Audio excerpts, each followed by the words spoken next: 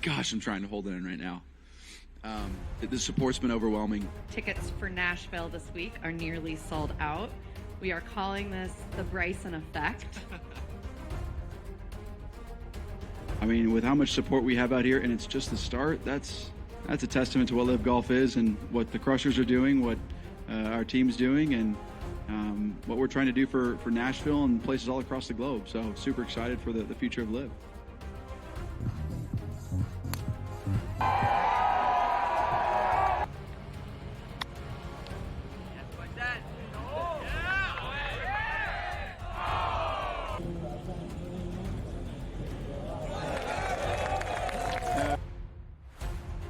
It was nice to at least walk down the last few holes, or at least the last hole, knowing that it was pretty much done. It's never safe, but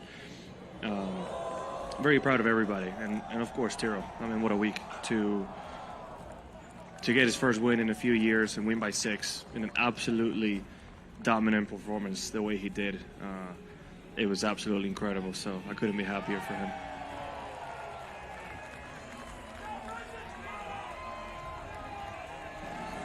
Certainly with not winning for 3.5 years, you kind of naturally question if you can do it again. So I'm just proud of myself to be able to get through that and play the way I did.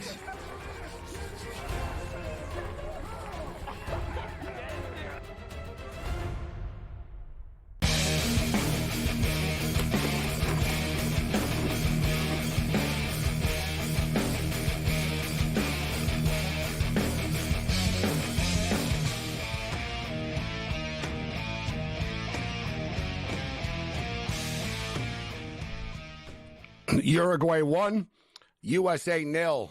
The match has just come to a close. Uruguay wins the match, and we tweeted out earlier in the day, and I don't understand why people thought that Uruguay wasn't going to try to win, but Uruguay were plus 200. The USA were favorites in this game.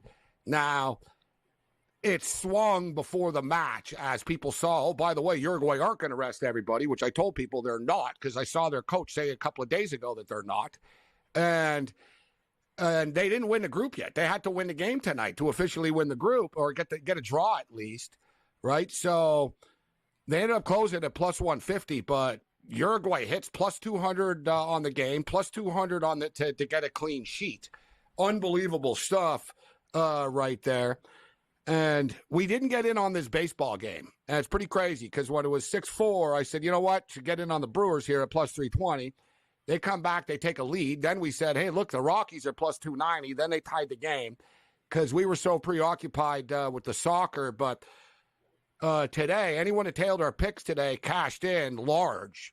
And I know some of you do. A lot of people on Twitter do.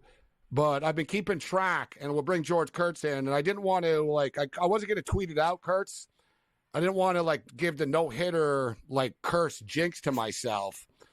But I was up to 11-0 today. So I was up to 11 straight wins, and I had, another 10, 12, 13 bets left, and they were looking good. So in my head, I was like, you know what? I think I might have a really special day today and just run the table, clean sweep across the board. But when it's all said and done, it's hard when you bet 24 games in a day or 24 bets. But we bet 24 bets today, 21-3, Kurtz. 21-3.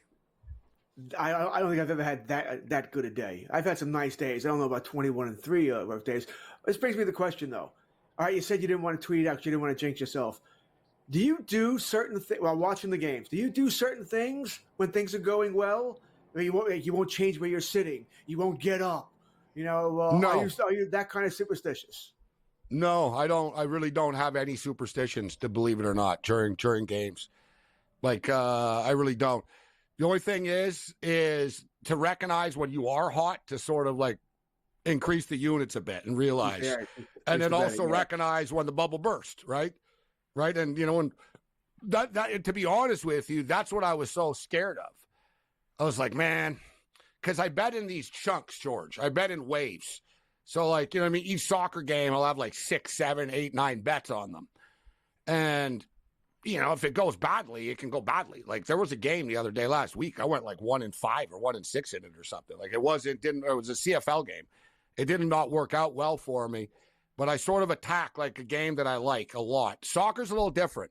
This is a massive tournament. I'm a pretty good soccer bettor, and I'm just sort of dialed in right now and seeing things clearly. But I don't really have any massive superstitions. But I'm not going to say like the best nights. Like, you know what I mean? I've won, big bets and stuff like that over the years. I've had bad nights, but one night live, Kurt's on the air, so it was documented, and I went 21-0.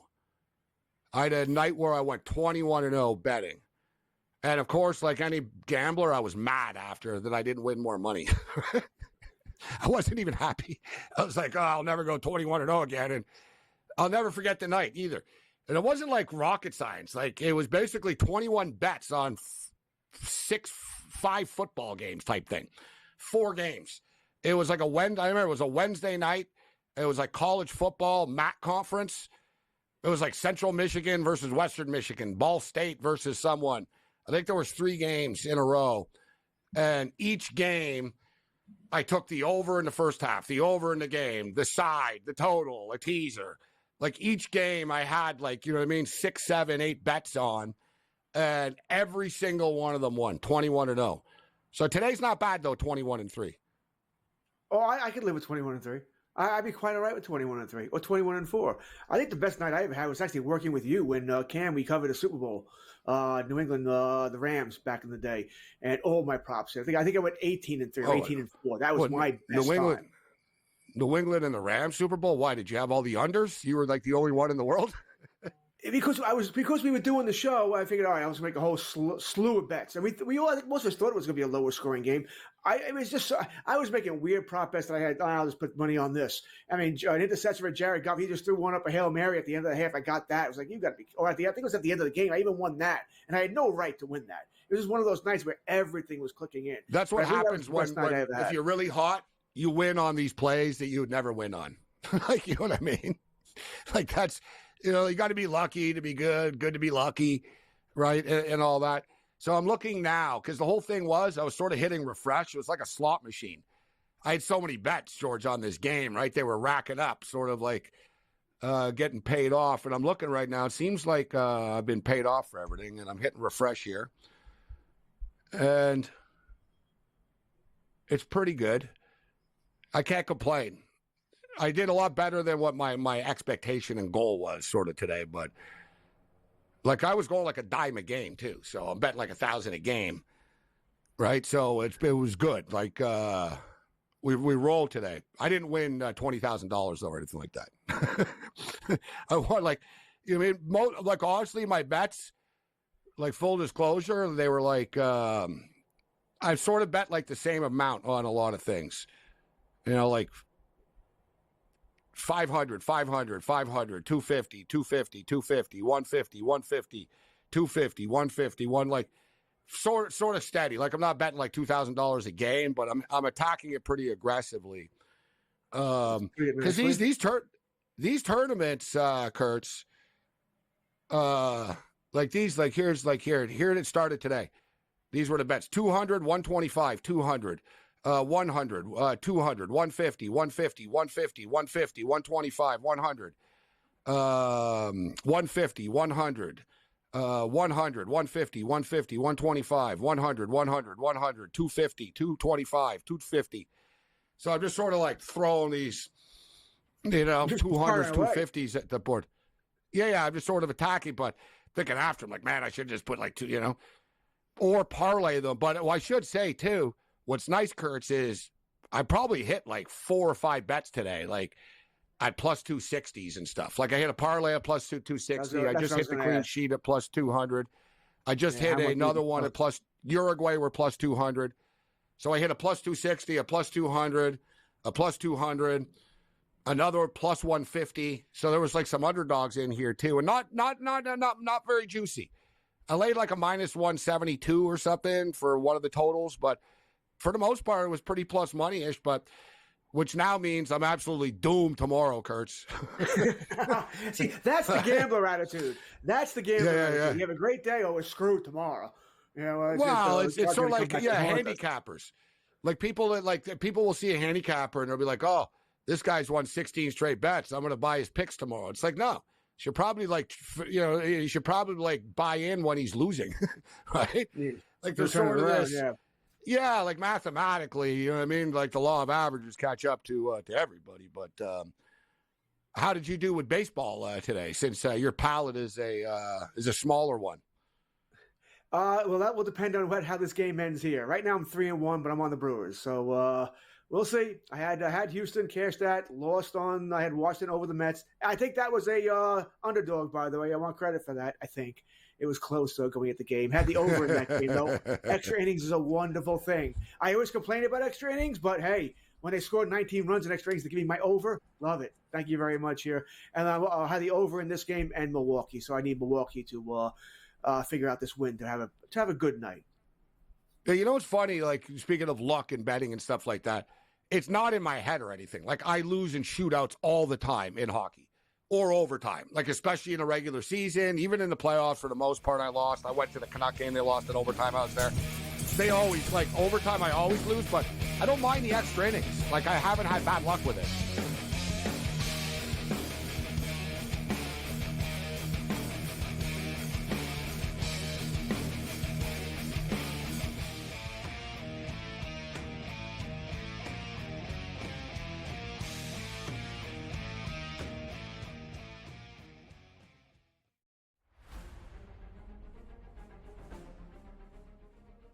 Nashville, help me welcome to the stage the captain of Crushers GC and the 2024 U.S. Open champion, Bryson DeChambeau!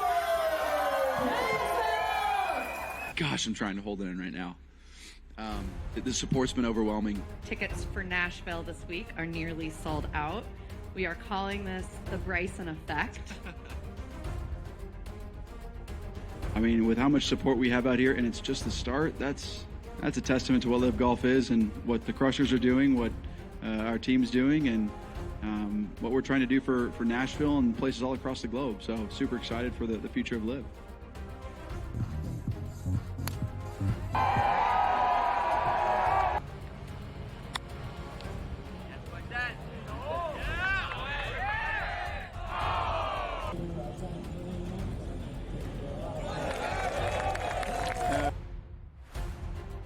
Nice to at least walk down the last few holes, or at least the last hole, knowing that it was pretty much done. It's never safe, but very proud of everybody, and of course Tiro. I mean, what a week to get his first win in a few years and win by 6 in an absolutely dominant performance the way he did. It was absolutely incredible, so I couldn't be happier for him.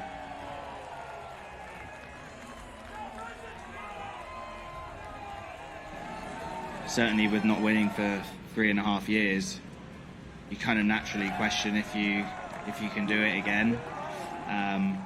So I'm just proud of myself to be able to get through that and play the way I did.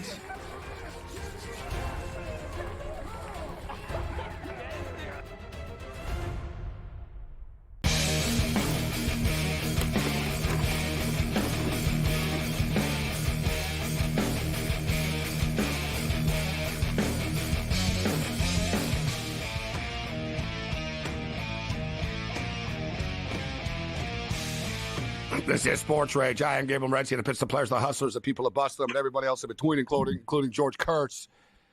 We'll get into the NHL stuff, but we got the baseball game going on here, Kurtz. And I showed this graphic earlier. You're not a big NBA fan, but I don't know if you saw Jason Tatum's contract today. It's moving in on Ohtani territory here. And in fact, pretty much the same thing. Kind of getting close. Not quite, but pretty close. What was Ohtani? Ohtani's 10 years, 700. Is it 770 or 700 Ohtani's? 70 million a year. Yeah, so exactly 70. So he's getting 63, Tatum. It's moving in. He's getting it now, though, bad right? news for you and the Yankees and Soto. Sorry, but we'll get to that in a minute. Because even though they're different sports, kind of aren't. Because, like I said, they're going to look and go, wow, that's like that's like an Ohtani deal. So Soto's going to say, well, Ohtani's getting that, and Tatum just got that. Like, sort of, he's going to sort of look at this, the highest paid player type of deal. But we showed the graphic. I don't know if you guys still have this, but how about this, Kurtz? So Jason Tatum making $63 million a year. The Oakland Athletics payroll is $62.8 million. I saw that earlier.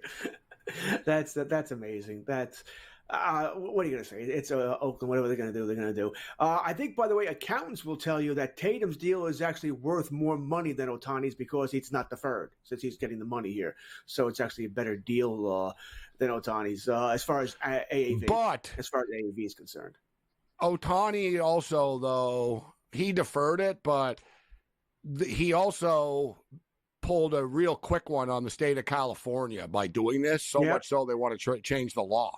They want to change the laws, yeah. Literally, that's because of him. unbelievable that a sports person might end up causing a state to change a law.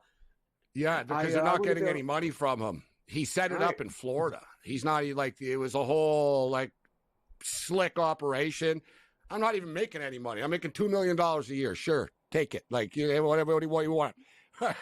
And then he's going to get this payment after that they can't get. They can get him for the $2 million.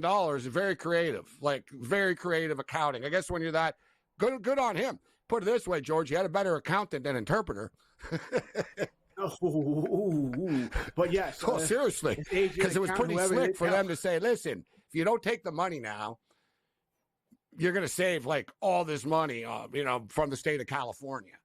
So it was very slick of him. He also has, I know you wouldn't know this, but he has $1 gazillion in endorsements from Japan. So he doesn't need, not that he needed it anyway, but he doesn't need to get that money right away. He's already making $10, $20 million a year on that. No, it was crazy. You know what he was making already? 50. He makes $50 million a year from off-field money. A year. Yeah. $120 million a year when you think about it is really what he's bringing in. Yeah, that's why people said, oh, how come he didn't notice his interpreter was screwing around? Dude, the guy's got that much money. You're not going to notice, $150,000 wire and stuff.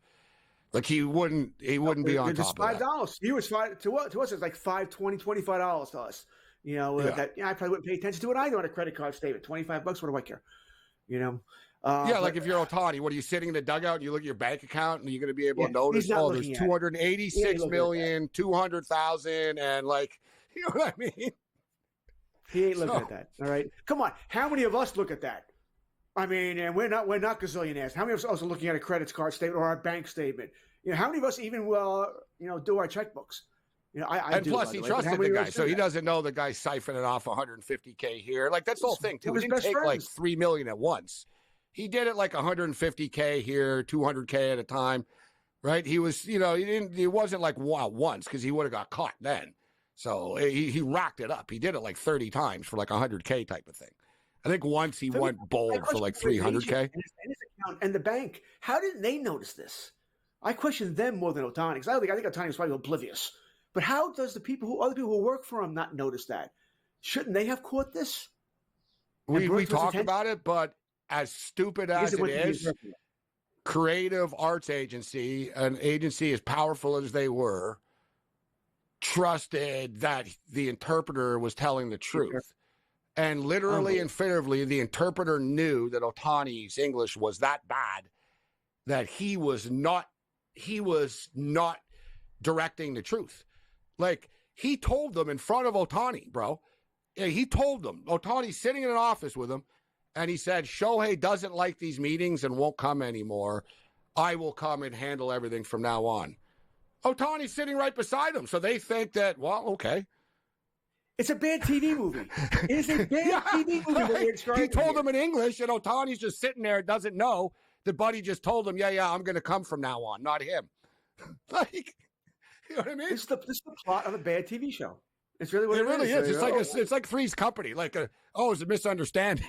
So you're telling me he's sitting there and the interpreter's just saying, yeah, I have power of attorney. And that was the whole thing. The interpreter was the one that went with Ohtani to set the bank account up and set it up that he got the account as well. And Ohtani didn't know. Listen, Trevor's pretty smart. You know, for all the things he did, I mean, he got pretty caught, so bold. that's To do it in front of everyone is like, that's some real bold stuff. Like, you know what I mean? I'm just going to lie and see if anyone catches on that I'm making it up. What he said. How is anybody going to catch? Ohtani is oblivious, and he knew Ohtani was oblivious.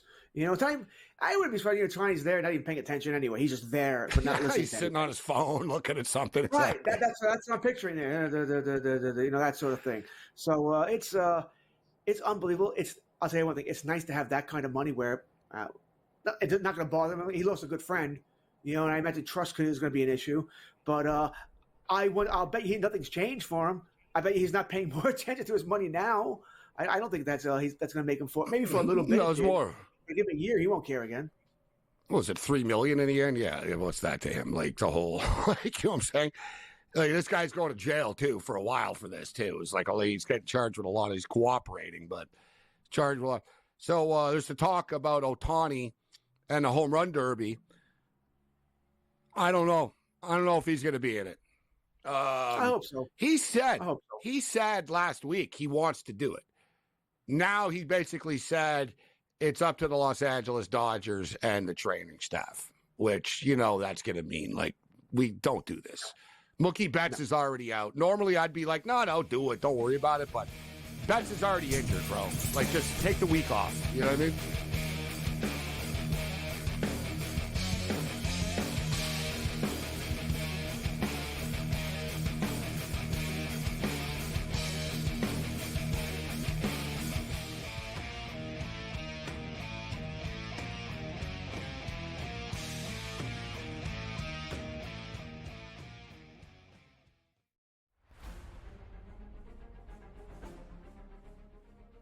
Nashville, help me welcome to the stage the captain of Crushers GC and the 2024 U.S. Open champion, Bryson DeChambeau! Gosh, I'm trying to hold it in right now. The support's been overwhelming. Tickets for Nashville this week are nearly sold out. We are calling this the Bryson effect.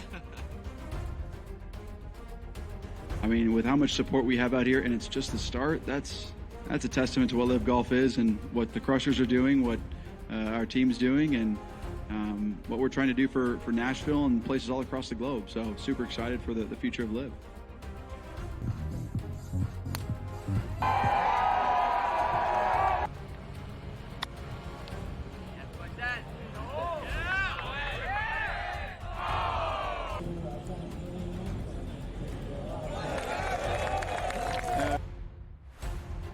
It was nice to at least walk down the last few holes, or at least the last hole, knowing that it was pretty much done. It's never safe, but very proud of everybody, and of course Tiro. I mean, what a week to get his first win in a few years and win by 6 in an absolutely dominant performance the way he did. It was absolutely incredible, so I couldn't be happier for him.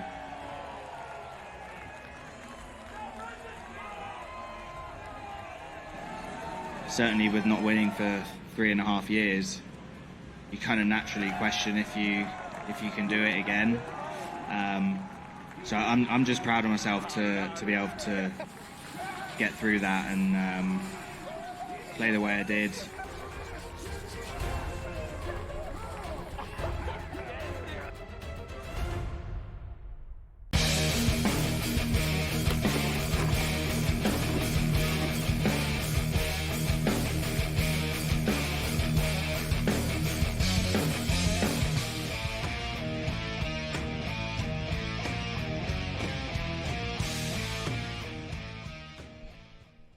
This is SportsRage. I am Morency, the pitch, the players, the hustlers, the people who bust them, everybody else in between.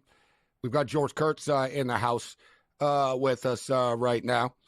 All right, George. So the home run derby, I hope this doesn't turn into the slam dunk contest, because I'll tell you what, Major League, this is one good thing. People always like the Major League Baseball All-Star game. It's a special game. It's still, like, out of all the All-Star games, clearly the best one. The other ones just suck. So it is the best one.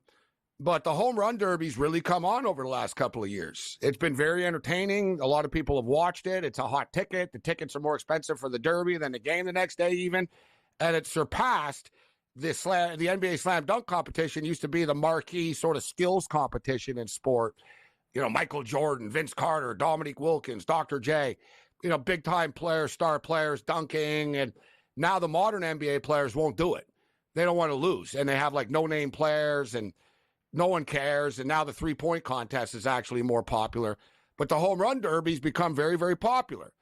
Yet it seems to me this year, George, I don't know, we'll see who ends up doing it, but it seems like there's a lot more people not doing it than doing it. And I hope it doesn't turn into this that, you know what, nobody ever wants to participate in this thing, because I don't get it. Like, it's so much, it's entertaining, and I think it's a pile of whatever, man. It like, oh, it hurts players and all this. It's just batting practice. It's all it is. It doesn't hurt anything. I agree with you. I don't think it hurts anything. So I like it. I am someone who believes in. I have to record a game. I can't watch it live. It takes too long, and it's like too much. So you too much fast yapping. forward the between. Right. It starts at 8:00 Eastern. I'll generally turn remember on the about old days. It was 9:15. longer. They shortened it. It's just better. 3 hours. Yeah, Well, they changed the rules now. They changed the rules again. So once this again, year. today, this weekend they changed the rules Not for this not year head to again. head anymore. So I like now it's this. going to be outs. Because this is a real shit. Remember before, it was stupid. You have one guy hit 28 home runs, and he would lose to somebody that would hit 30 home runs, and then the next two guys would come up and get 22 home runs, yet the guy with 28 got bounced because of the head-to-head early. So I like this format, guys. So now they're just going to go 1 through 8. Whoever hits the most home runs advances. They're going to eliminate 4 guys, then 4 guys then they go head-to-head after that. I like this format, George. I'd say, like I said, it's a good competition. It's a good idea to do this. But hopefully players will participate in this. We know that Aaron Judge is not going to participate.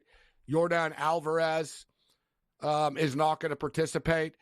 I think the Dodgers are going to tell Ohtani not to do it. Vladimir Guerrero Jr. is not doing it. From what I understand, it seems like Gunnar Henderson is like the only one that's in so far. Yeah, they haven't announced the names yet. They generally have. It's either way. They have 8 participants. They usually 5. We know, right? They're going to have a certain 5. And it's the last 3. They have a little trouble coming up with the guys.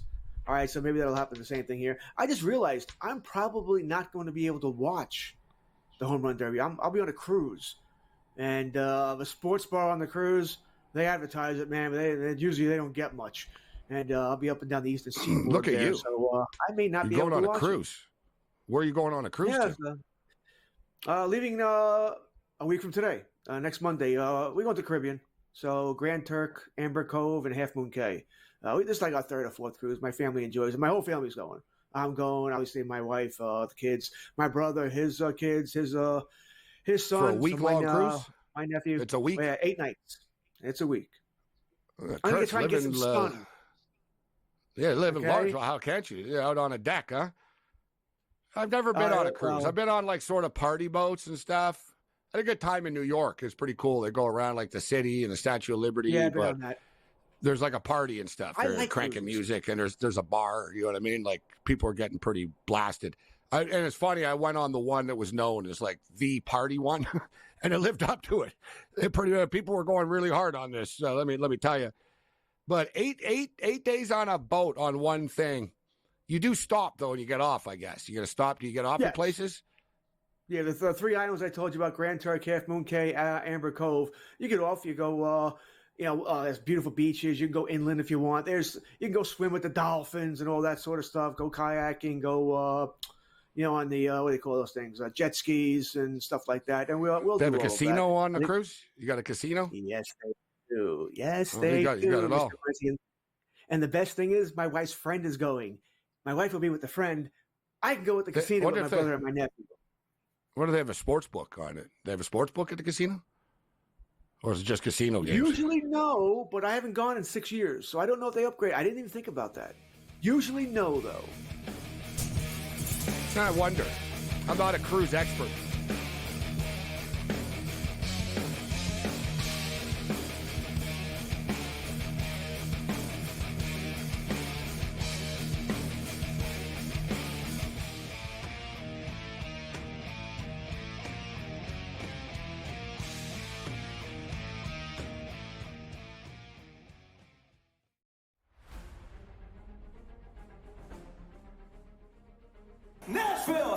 welcome to the stage the captain of Crushers GC and the 2024 U.S. Open champion, Bryson DeChambeau! Gosh, I'm trying to hold it in right now. The support's been overwhelming. Tickets for Nashville this week are nearly sold out. We are calling this the Bryson effect. I mean, with how much support we have out here, and it's just the start, that's a testament to what Live Golf is and what the Crushers are doing, what our team's doing, and what we're trying to do for Nashville and places all across the globe. So super excited for the future of Live.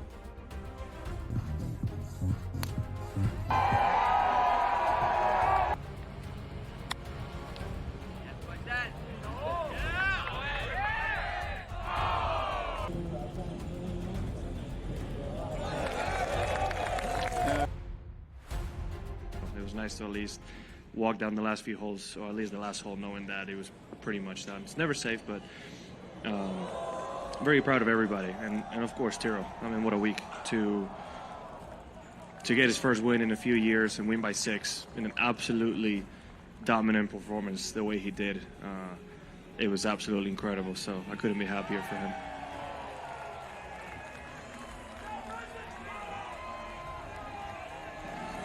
Certainly with not winning for 3.5 years, you kind of naturally question if you can do it again.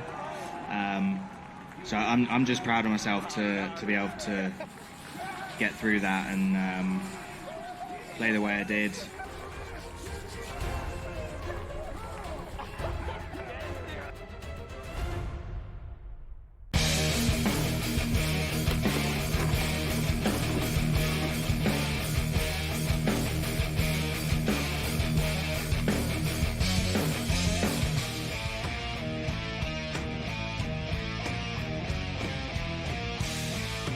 This is SportsRage. I am Morency, Sirius XM, Channel 159 of the SportsGrid Radio and Television Networks. Happy Canada Day to all the Canadians tuning in right now. We got your back tonight. Too big of a day to take off in the world of sports with everything that went on today in the Euro. Big match tonight with USA and Uruguay. Uruguay end up winning the game 1-0. Very controversial game. A lot of controversial calls in the game.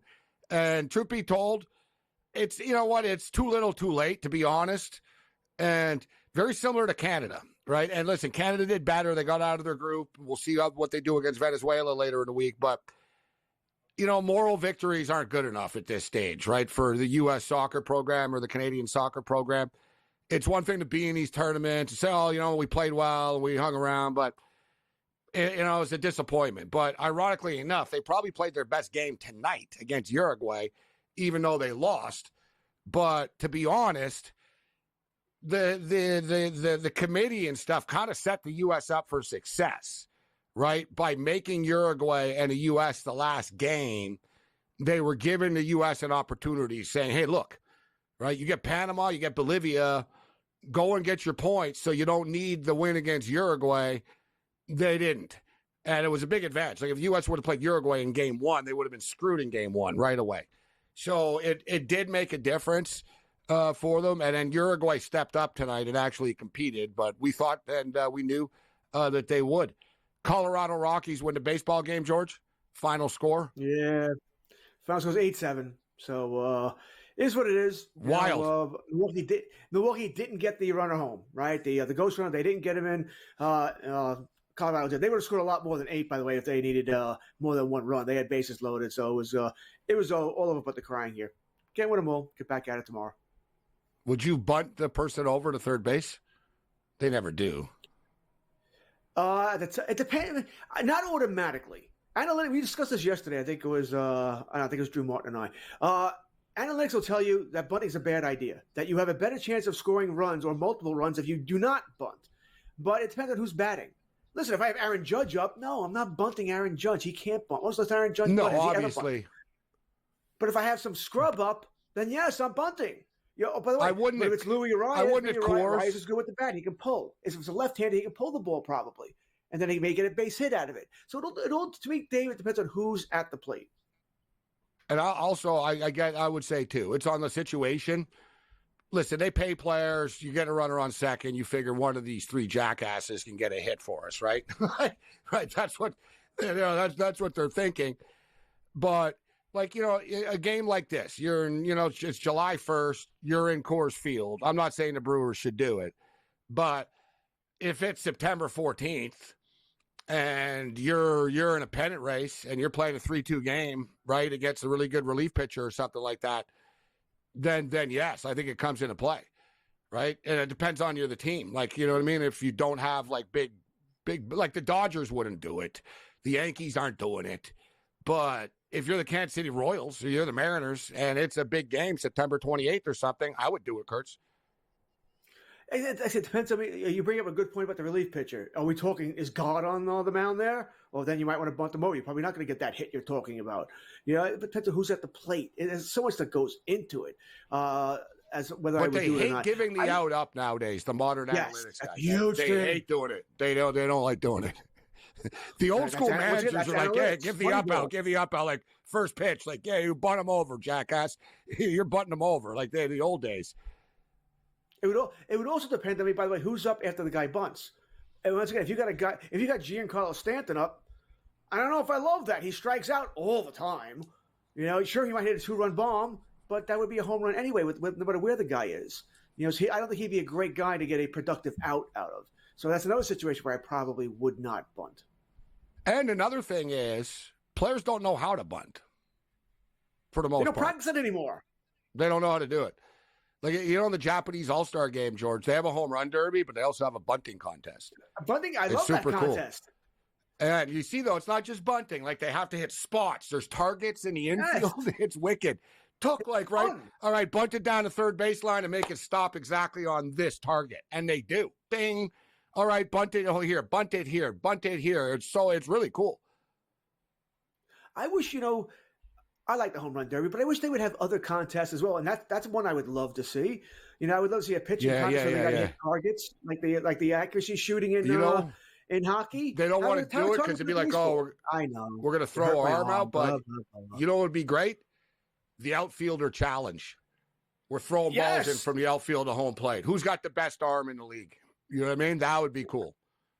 How many times have we seen that on X of Dave Parker throwing out Brian Downey after a Greg Nettles base hit in the 79 All-Star game? I see it all the time, right? It was a great throw by the Cobra there. But I would love to see that. No hopper. Yeah, it was. Well, Dave Parker had those guys. Cannon. I saw Absolute them. cannon. I used to see them live.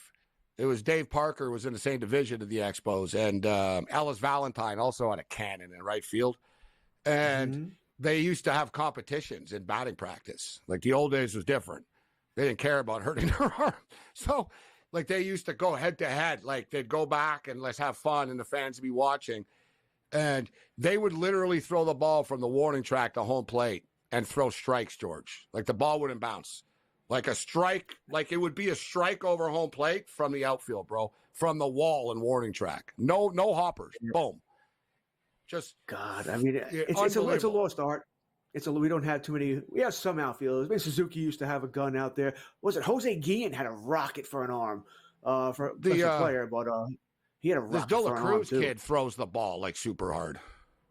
So does O'Neal Cruz, right? My God, they have. The Pittsburgh kid. The Pittsburgh kid. Yeah, he's the one. He broke the record for like the fastest throw from the outfield. That always remember when you played ball. By the way, if you caught the ball wrong from somebody who could throw it and hit you in the palm rather than the webbing, God, that hurt. I remember that a lot.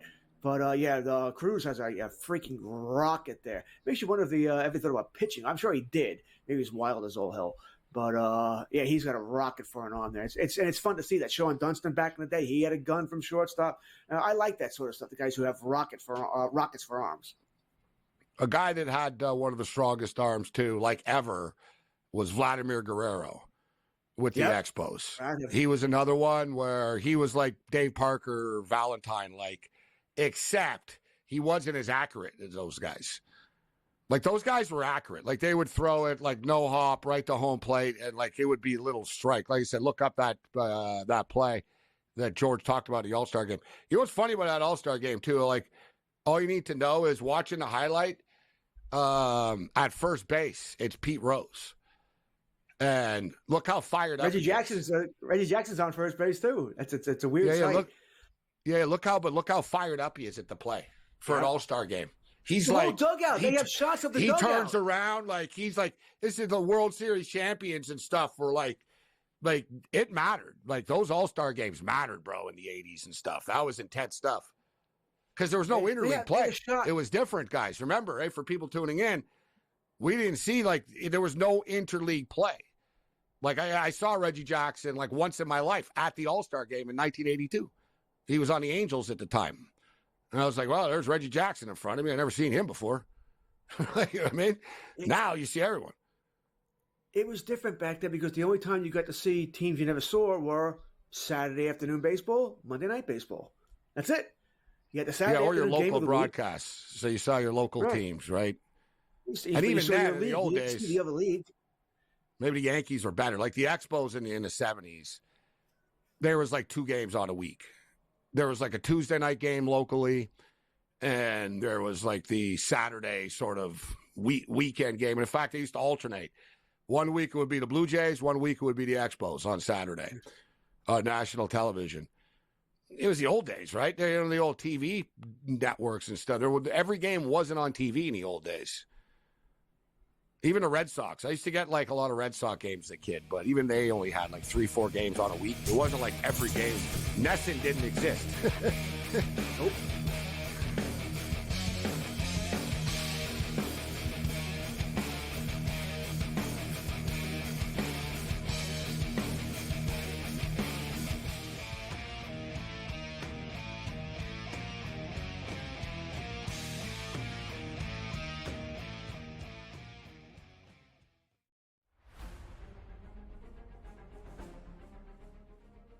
Nashville, help me welcome to the stage the captain of Crushers GC and the 2024 U.S. Open champion, Bryson DeChambeau!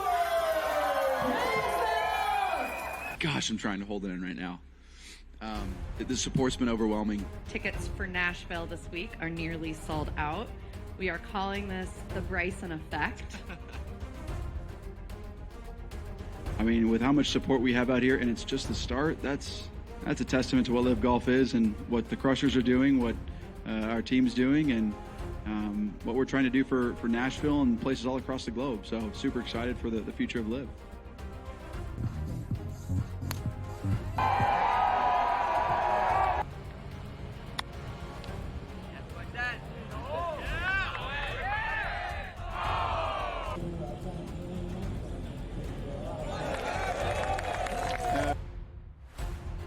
It was nice to at least walk down the last few holes, or at least the last hole, knowing that it was pretty much done. It's never safe, but very proud of everybody, and of course Tiro. I mean, what a week to get his first win in a few years and win by 6 in an absolutely dominant performance the way he did. It was absolutely incredible, so I couldn't be happier for him.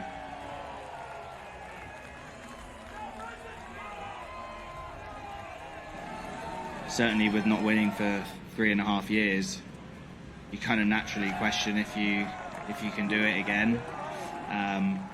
So I'm just proud of myself to be able to get through that and play the way I did.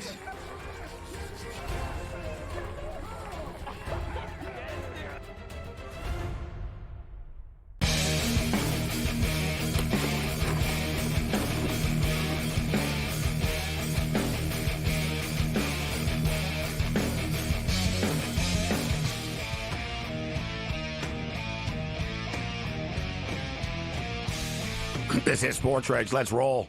We haven't gotten into the NHL with Kurtz yet. So free agency was today, and wow, what a wild day. We talked about not everybody can make $314 million like Jason Tatum does, but today, George, over $1 billion in contracts were awarded in the National Hockey League today. Today alone, $1 billion of deals. Did the Islanders do anything? Anything? Lou? No, I Crazy didn't see today. any. I didn't notice the Islanders with any spending any of this money, George. No. They re-signed Mike Riley. Yay. And Anthony Duclair got a 4-year deal. Anthony Duclair got a 4-year deal. Okay. Lou just doesn't care about the future. He doesn't. He keeps giving these guys. It's a low AAV, 3.5, but a 4-year deal for Anthony Duclair. That's all the analysts have done. I mean, is Riley and Duclair. There's a few teams that have done nothing for the most part. The Rangers swung and missed. The Pittsburgh Penguins, like, why would Crosby even want to stay here at this point? That was a big topic today. They've done absolutely nothing, and he's been patient with them. He was very close to Jake Gensel. They didn't want to pay Gensel the big money. Mm-hmm. So what kind of message are they sending? And they didn't do anything. They did absolutely nothing, the Pittsburgh Penguins. Yeah, I mean, that was a big topic today. If Crosby wants out, they would probably trade him. I think they would.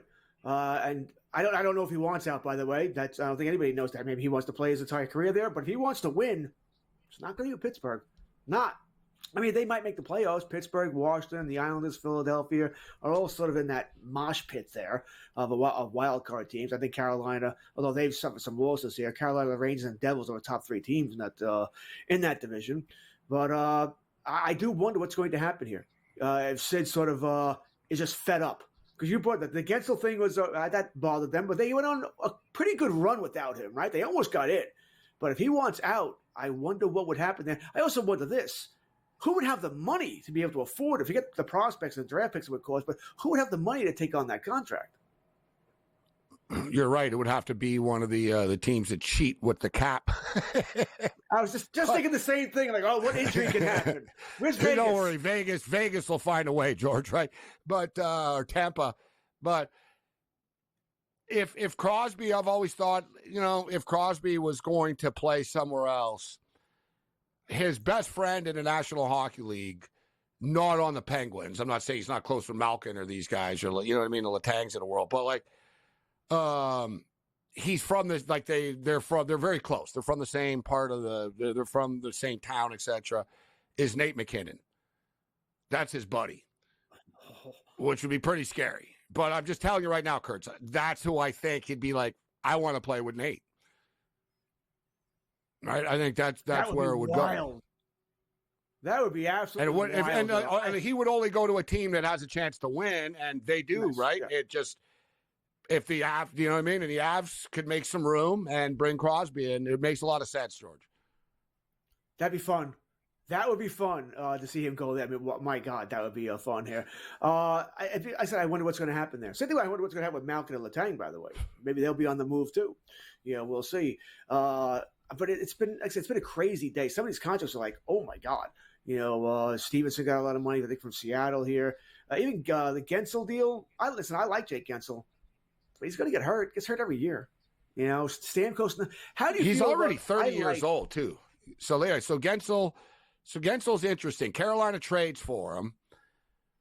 They got flipped out and freaked out by this price, right? So they said, "All right, this isn't going to work." And also, George, something I've been talking about a lot: the tax-free state stuff's a problem. Yes. Players are basically telling NHL teams, "Well, let me talk to," you know what I mean?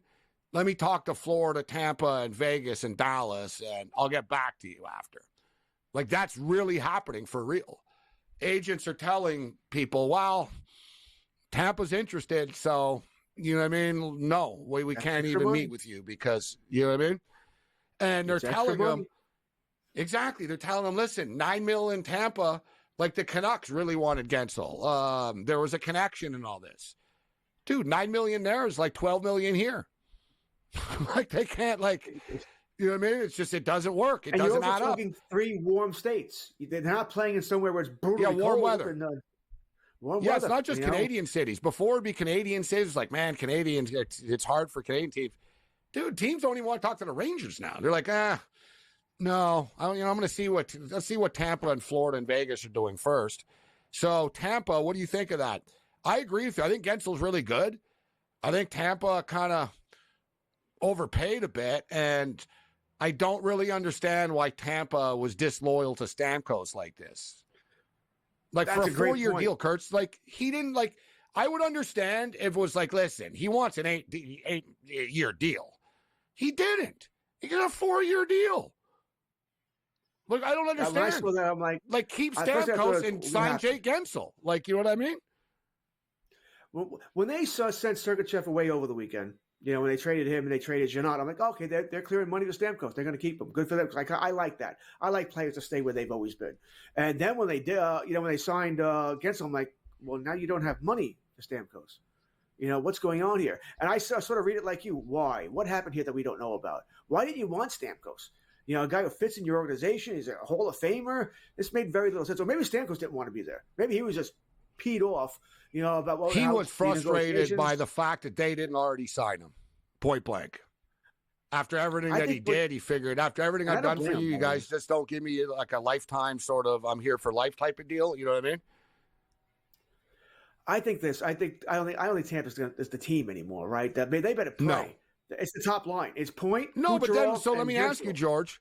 So then why did turn around and give Gensel all this money? Why not say, okay, listen, we had a good run. We're going to retool a little bit here and go a little younger because we don't want to Because pay they all, can't. like, you know what I mean? They can't. What are you going to do? Vasilevsky's getting older. Hedman's getting older. I know. They They're got to play it going out. forward, or So you're I don't just know why they getting rid didn't of play it everybody. out. So we'll hit this on the other side. So Stamkos had offers from a lot of teams. I don't know if Nashville offered the most money, but he found the Predators to be attractive. And the Preds had a pretty good day today, guys, getting Marchessault and like they're not playing around. Like they're like you ask yourself, are they better now than they were yesterday? Hell yeah. Yeah, a lot better.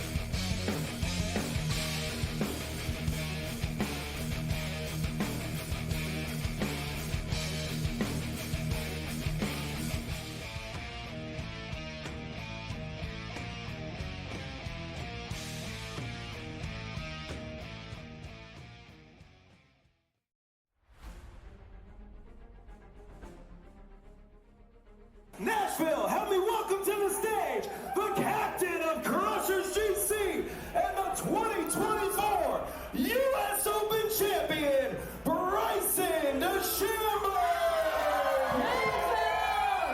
Gosh, I'm trying to hold it in right now. The support's been overwhelming. Tickets for Nashville this week are nearly sold out. We are calling this the Bryson effect. I mean, with how much support we have out here, and it's just the start, that's a testament to what Live Golf is and what the Crushers are doing, what our team's doing, and what we're trying to do for Nashville and places all across the globe. So super excited for the future of Live.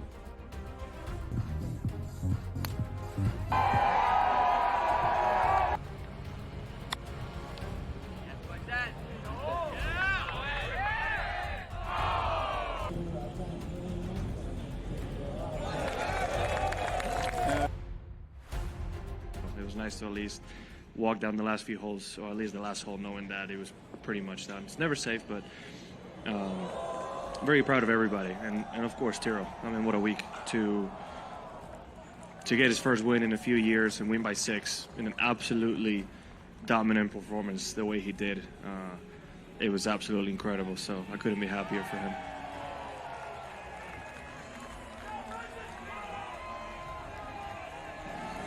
Certainly with not winning for 3.5 years, you kind of naturally question if you can do it again.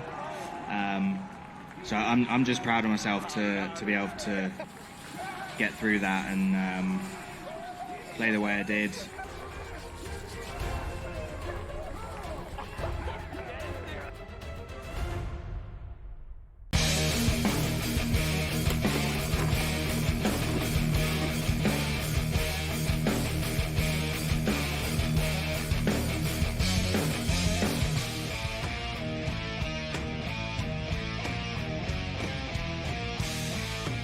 This is SportsRage. I'm Morency. We're talking NHL free agency right now with George Kurtz.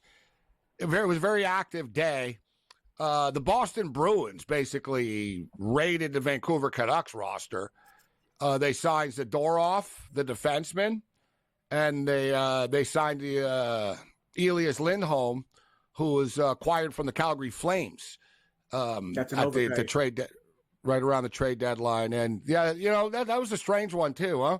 And in fact, George, I like Zadorov. He's a tough guy. You know what I mean? He's a good guy to have on your team. but same thing. He got paid a lot of money, actually. Right? Like, he got paid a lot. I don't know, like the Bruins, I don't hate what they've done. Like, it's sort of, it keeps them what they are a bit, but they basically gave up on DeBrusque to bring in Lindholm. And so the Canucks lose Lindholm and they get DeBrusque for cheaper. And then it gets Zadorov, but Zadorov is making a lot of money. Yeah, I mean, I like Lindholm, I do, but they paid him almost $8 million a year, a little less, and they're gonna put him in between Marchand and Pasternak. So listen, he'll have a great year, but so would a lot of stuff. I would have a pretty good year skating between Pasternak and Marchand. So we knew they loved him, right? Because there were some rumors or talks that maybe after Vancouver acquired him when he wasn't working out, oh so great, they might trade him again before the trade deadline back to Boston. So the Boston really wanted him. I guess they feel he really fits that need. And I'm sure he'll have a big year. No doubt here. I just think that's a lot of money to pay for somebody who's a good player, not a star. And they paid him as a star. So we talked about the Nashville Predators having a massive day with Stamkos and Marchessault, big-time veteran star players, more so Stamkos, who still has good hockey left in him. Henry, it was a 4-year deal. So they're not locked in for forever here. But as far as younger teams, the Montreal Canadiens signed Slafkovsky, George, to an extension, which is a slick move because he's only 20 years old. The deal kicks in next year only, too. So it carries him basically till he's like 29 years old. He's going to be good. Like, he came into the league extremely young, and he's a big dude. He's getting better, too. So I thought that was a good move, but the Canadiens are still years away. But the Canadiens are going to be really good. Demidov was a great draft pick, too. They're going to be good in like 4 years, the Canadiens, but 3-4 years. But still. But the New Jersey Devils were supposed to be good last year. They were a trendy team. They didn't live up to the hype. They had a lot of injuries. They had problems at the back end. They had goaltending problems, defensive problems, injury problems with Hughes. But they've addressed a lot of these needs. Is Markstrom the best goalie in the NHL? No, but he's good. He's a good goalie, so he's better than what they had.